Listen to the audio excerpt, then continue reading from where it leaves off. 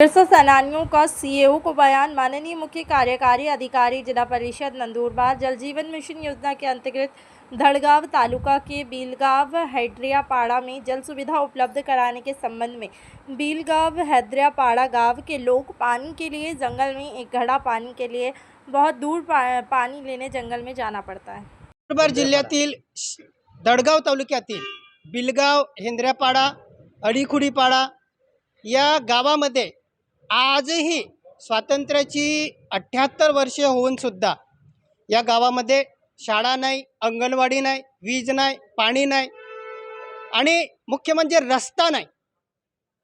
आजही आमचे आदिवासी बांधव या मूलभूत समस्यापासून वंचित आहे। ही केवढी गंभीर बाब आहे आणि लाजिरवाणी बाब आहे।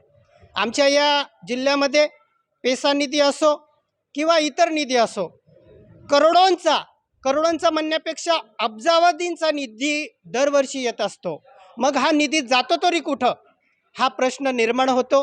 बिलगाव या हेंद्र्यापाड्यासारख्या या गावामध्ये अजूनही आमची लोक अशा मूलभूत सुविधांपासून वंचित असतील तर हा निधी आमच्या आदिवासी बांधवांपर्यंत, खेडेपाड्यापर्यंत पोचतच नाही। म्हणून आजही आमची लोक विकासापासून वंचित आहेत। म्हणून या गावामध्ये तातडीने रस्ता बांधण्यात यावा। रस्ता झाला तर इतर सुविधा त्या गावामध्ये आपोआप येतील। म्हणून आम्ही ज्या काही गावातल्या ह्या मूलभूत समस्या आहे त्या संदर्भात माननीय मुख्य कार्यकारी अधिकारी जिल्हा परिषद नंदुरबार यांना आमच्या आदिवासी संघटनांतर्फे निवेदनं दिलेली आहेत।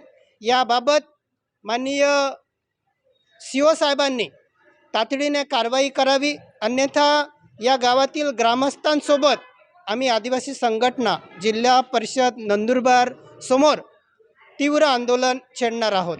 जय बिरसा, जय आदिवासी।